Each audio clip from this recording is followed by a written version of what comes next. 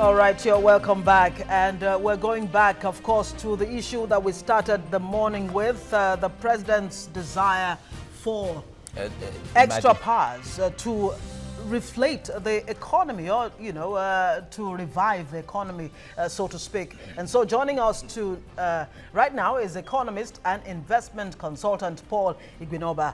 And also with us is former, if prompter person will allow us to see that. Yeah, former permanent secretary to Osun State Government, Abiodun Oladapo.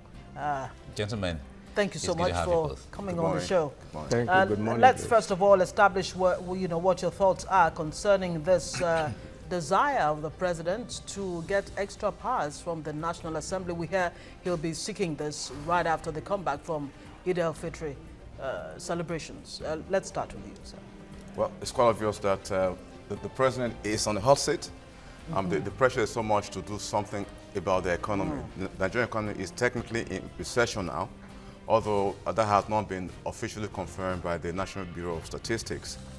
So, I mean, as an elected president who is accountable to the electorate, he's certainly under severe pressure. And in response to those pressures and yearnings, he's desiring to do everything he can to turn the economy around.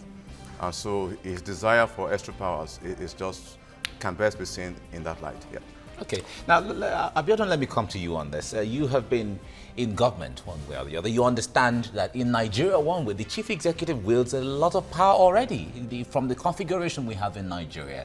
But inside of this, certainly we run a democracy where there are structures, there are institutions, there are checks and balances here and there.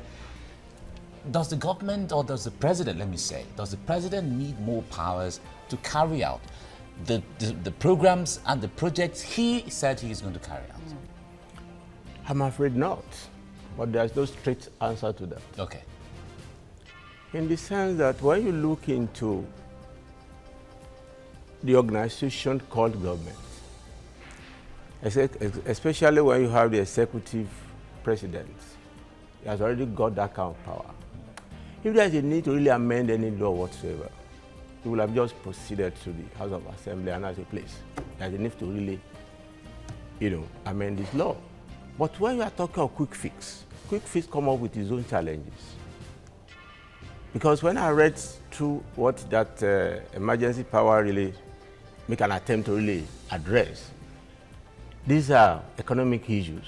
And how you can decree to really address economic issues, to me, appear not to be like it. Now, let me come to you, Paul. When it comes, if you look at the itemization of some of the reasons given why the president will need some extra powers, as the case may be, they tend to touch on the economy. Talking about jobs, talking about value to naira, talking about the manufacturing and all of that. Yes. Does it require extra powers to touch the economy when you have the economic team and all of that? Well, like I said, these are essentially primarily economic objectives, which can and should be addressed mainly through economic policy measures. And that's where there have been quite some complaints that we've not seen a comprehensive economic strategy to address our current situation. So that is so important. Even as the president is seeking extra legal powers, focus should also be mainly on the economic policy instruments that can address these issues. Then, along with that, now you can, if necessary, seek additional legal instruments or seek to modify existing laws, extant laws, as the case may be. So you see that the current desire for extra powers by the president is only addressing the public sector approach to solving our economic problems. We still have not seen this sort of robust economic policy measures that we have all been calling for some time. Fiscal monetary policy measures combined with trade and exchange policy measures that are so well, cohesed and focused on turning around the economy. No, mind you, the only thing that Nigerians don't have control over is the price of oil. Everything else, we have control over. Nigerians we are still here, we're still healthy and strong, we're still with our minds, healthy minds in healthy bodies. So there's a whole lot, there's a lot of excess capacity in this economy that is not being utilized or being mobilized by government. What we have is essentially a public sector approach to solving, a national economic problem. The private sector has been asking for, yearning for involvement. One with that has not been as forthcoming as necessary. So the point is that Nigerians don't need to be, we don't need to lose hope, but we need the government to really involve all of us. As desirable as some of these extra-legal issues may be, I think the primary focus ought to be on an economic plan that works. Okay, so let me bring in Abiodun Oladapo. Do you agree then that the private sector that really should be driving the economy are being left out, or of the scheme of things, with what has been going on so far? Thank you so much. I think what government need to do is to really provide a platform, such that can drive the private sector to be able to join in driving the economy. In 1.5 years or thereabout, if I'm not wrong, do you see any platform? Do you see any foundation being laid? Even the legal thing we are talking about, I only read the sketchy thing in the paper, the details of which I don't know. So one would not be too sure if exactly the economic management team has come up with a roadmap to now really stimulate the economy to be able to get something back. But a situation where, because business is about risk management, it's not about uncertainty. What drives out all investment in the country immediately this situation arises? It is not about the oil price, it is about the uncertainty. Okay, for example, it's only in this country that I've seen negative interest being paid. The inflation rate is about 16 point something, and we are paying interest of about 7%. And you want people to bring investment fund into such economy. So a lot of things are happening. Okay, let's give an example. What kind of policy will make government to subsidize pilgrimage when the real economy is suffering for dollars to really import machineries into the country? All this one require, legal something. These are something. And when I read also, they talk about slowness. For example, the Procurement Act, process, due process and something. All these ones just require, presidential order. For example, if you want to really fast track things, what do you need to do?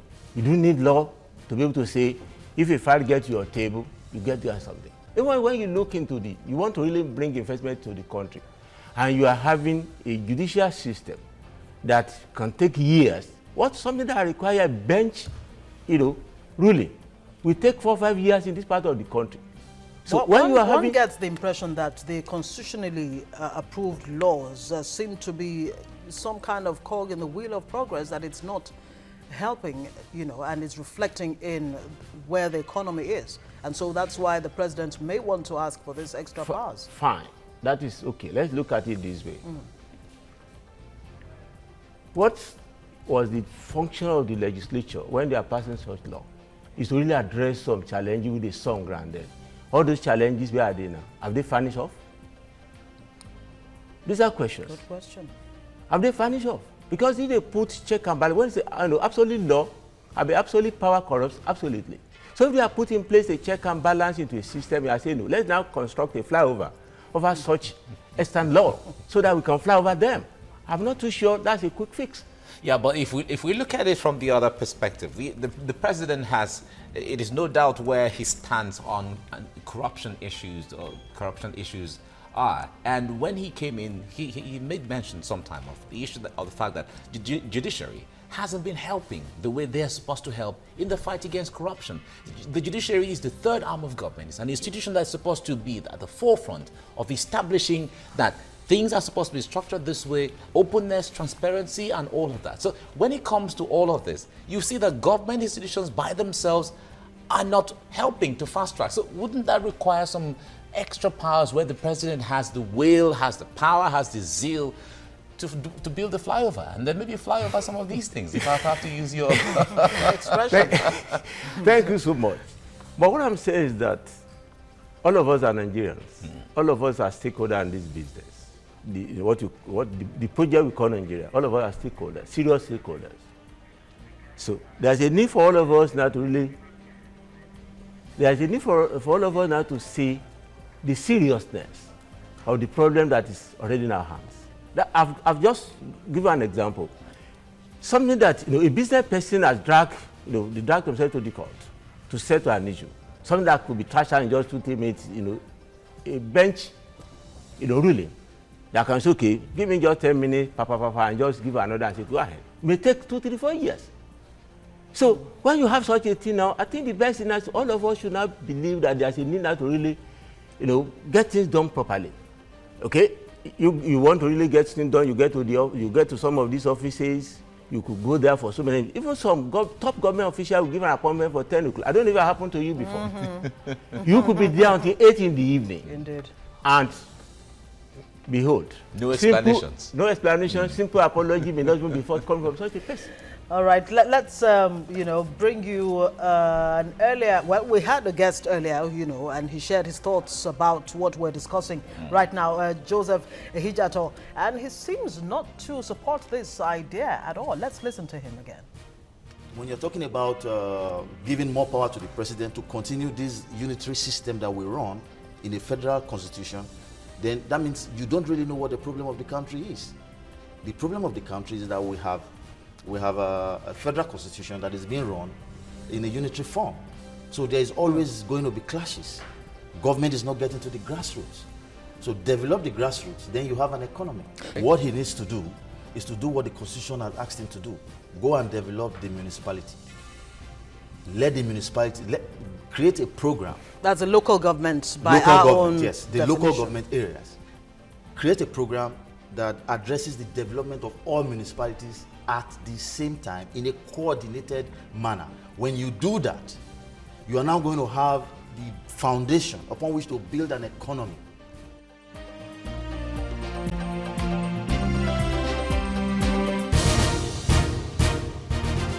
All right. We had Barrister Joseph Ehigiator earlier on, and he talked about the issues of development, and certainly he was stern and really against the issues of extra powers. Now, from that sort we heard there, you are an economist and you are a development consultant.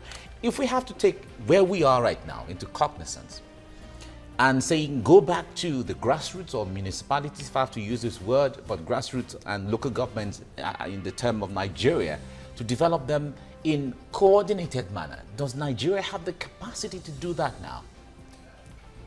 Really, I don't think there's any controversy about that. I mean, one of the best ways to develop a society or an economy is to involve all stakeholders. To build from the bottom up. Okay, but that's not the only way. I mean, that's just one of the ways, and it's a very effective way. But I don't think that is the issue now. Basically speaking, the issue now is that our economy is in recession. All hands need to be on deck. We really should give the president all the support we can. You can see that the private sector is in support of this desire by the president for extra additional powers, so to say. That's because they wear the shoes and they know where it is pinching them. All right? So, I mean, I'm not saying that we should all, give the president so much extra power, because there's this fear that those powers could be misused. Or that the president is already powerful enough, or that he could become a dictator. No, those fears are perhaps are certainly valid, but I think the main focus should be on supporting the president to achieve his purpose. And there are precedents. Okay, for example, we are aware of the New Deal in the United States. US. When the president,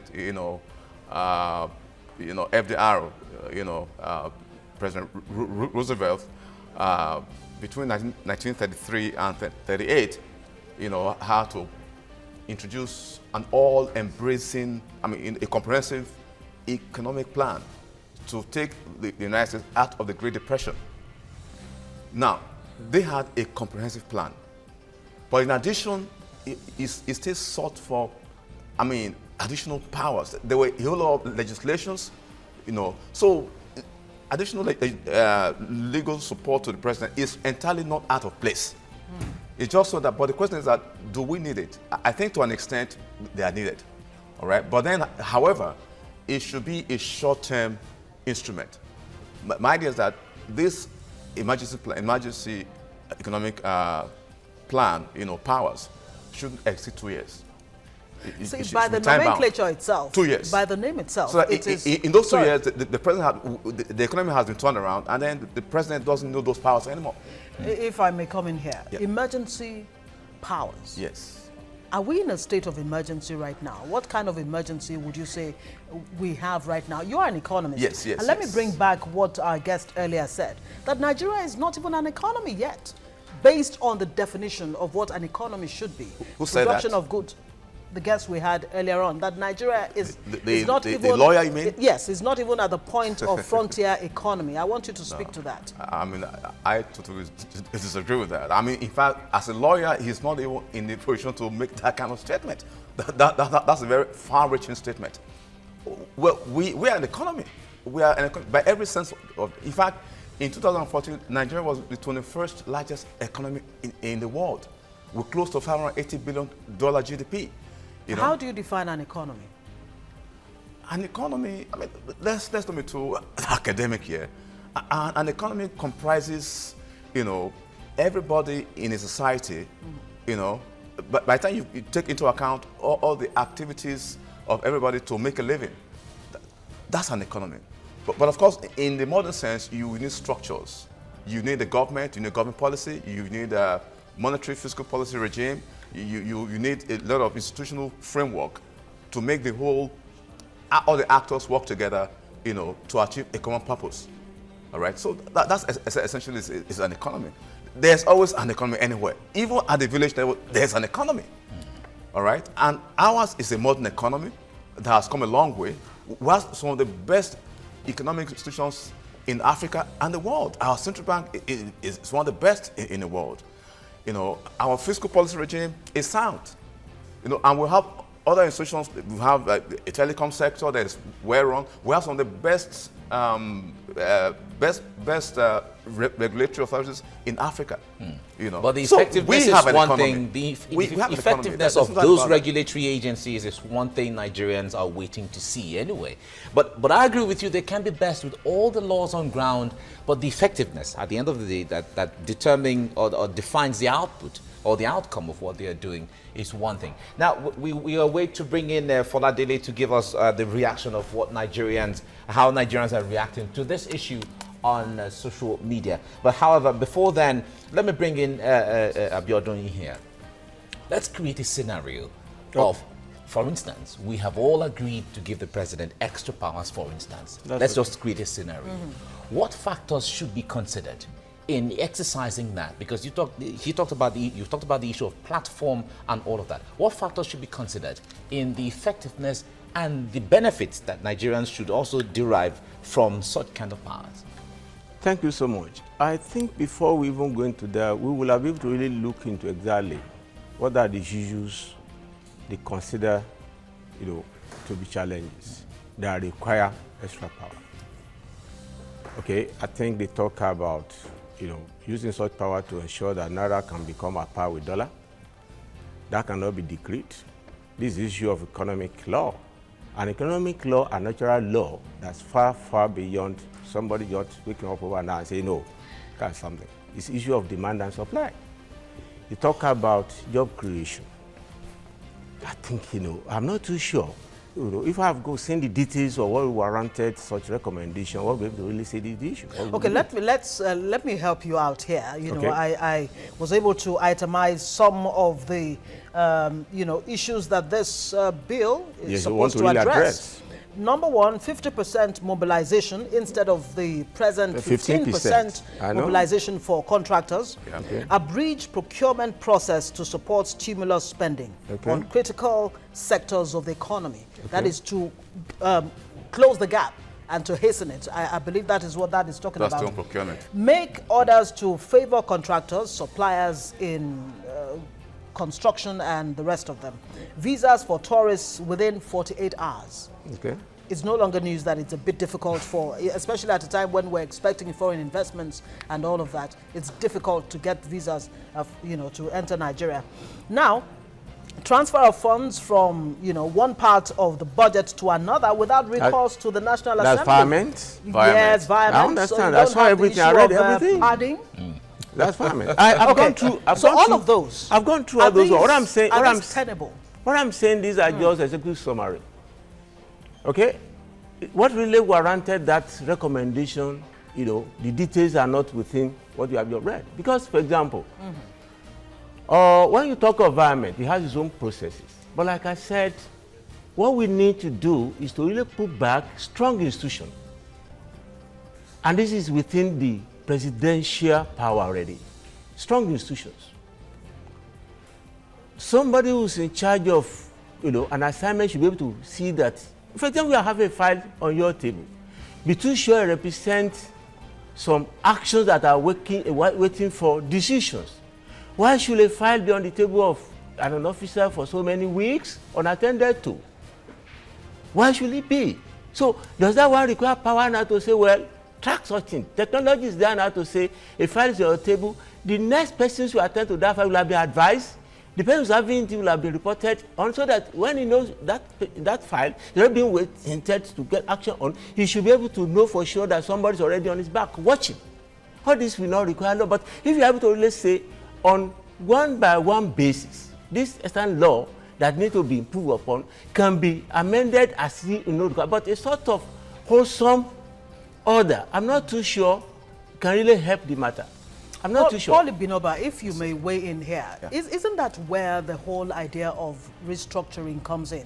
When you talk about strong institutions, Yes. shouldn't those institutions be built from the local government level up, like you said? Yes, It should be from up, from down, up, and not the other way around as we have. Can we really have strong institutions if the command and control system is from the center, as it were, in Abuja right now? Well, I think that has been the major challenge of our political system or evolution since the military era. This top-down approach. Even look at the Constitution. The people did not actually make it. All the people there with the people and all that. So we have a lopsided kind of federalism that is focusing primarily on the center and all that, and has weakened the so-called federating units and the local governments. So, but that's beyond this immediate. Like I said, those issues are enduring political challenges that we need to fix. They can only be fixed politically through amendment of the Constitution. So it's really beyond. I mean, the whole lot of issues that we can talk about that are beyond this immediate challenge that we are facing, that's the recession, and the need for the president to be able to fix things. Okay. Yes. So there are many issues. Yes. The economy will be able to revive faster if, for example, even the state governments are actually performing economically. Most of them are unviable. Most of the economic decisions and actions come from the center. That shouldn't be. Okay, Yes. let's bring in Foladile here to give us a perspective of the reaction of Nigerians concerning this issue. Foladile, good morning. Good morning, Ngozi. You look lovely. Thank you. You too. Good morning to our guests in the studio. Good morning. Okay, so before we get into it, let's just talk a bit about what's going on. I think we can all agree that, since the president has come into power, there's been one issue or another trailing his administration, from the, missing budget to the budget padding scandal to, the fuel price hike and, the scarcity and all that. And now, we're here now talking about emergency powers. So, different reactions, dramatic, some questioning what this really means, and people wondering if the president really has a plan or he's just, testing the waters and it's been a trial and error thing. So let's see what people are saying online. Okay, so if you're quite familiar with Reno Twitter, Omokri. you know he's Yes, you we know know he's him. always coming after the president. All right, so at Reno Omokri says, President Buhari seeks emergency powers to fix the economy. Why does this make me nervous? Emergency powers? Are Nigerians hearing this? And this was in response to that. Says, this is from at MNIE, and he says, in other words, powers to rule like a true dictator. And this was, you know, this tweet by Reno Omokri actually got a lot of reactions. People saying something similar to what Amen is saying about how, you know, what does this really mean for Nigeria? Does this mean that the president is trying to go back to military rule and, you know, become a dictator in a democracy? All right, next one here is from Jojo Daloko, and he's asking the president if the president has run out of ideas with the current powers already. Next one here is from at Ronald Nzimora, and he's saying, at least read it and know what he's asking for before you come here to revel in your pseudo-economic knowledge. So he's asking people to take a minute to really pay attention to what the president is saying and see if it can benefit us in the long run. And the last one here also got a lot of reactions, was from at Ayo Shogunro, and he says, Buhari wants emergency powers, yet restructuring is not necessary. What Nigeria needs is a better system, not a more powerful individual. Now, because of time, I'm sure, you know, your guests would want to react to this, so I'll let you, you know, handle that. Thank you so much. Thank you so much. Thank you for Oladele. that. Thank you. Okay, very interesting submissions there by Nigerians asking the question about, are we going back to the days of dictatorship? Is that what this is really about, or is it about moving this economy forward indeed? Well, a good reaction to that. One of the things that the powers seem to really, you know, seeking or make an attempt to really address is even this, the Universal Basic Education Fund. In the first instance, how can we think of somebody in Abuja addressing the primary school issues in the far remote part of the local government area? So that's why I said we need strong institutions. We need to really go back to the basics and address all these issues. It cannot be a quick fix. These are fundamental economic crises, you know, that need to really be addressed, you know, with fundamental ideas. We need to really think out of the box. Look deep into all the matter, because already if you want to really address this issue, it is not about quick fix. It is about looking into how and why all those laws that we need to really amend are there. And, you know, fortunately enough, you know, I think the majority of the National Assembly is still, you know, do still belong to the power that is at the center. So getting any amendment proposal, I don't think should be an issue. But now, I'm of a strong opinion that everything that I read, that you have just at mind now, they want to really address, is either they require, if they have considered it necessary, you know, legislative amendments or presidential order. And now getting people to perform their duty the way they're supposed to perform it. A situation where you don't pay. Okay. Yes. All right, Abiodun Oladapo, former permanent secretary in Osun State, thank you very much for joining us on the program. And Paul Igbinoba, economist, thank you very much for coming. Thank you. Thank you so much, gentlemen. Thank you. God bless. Yep.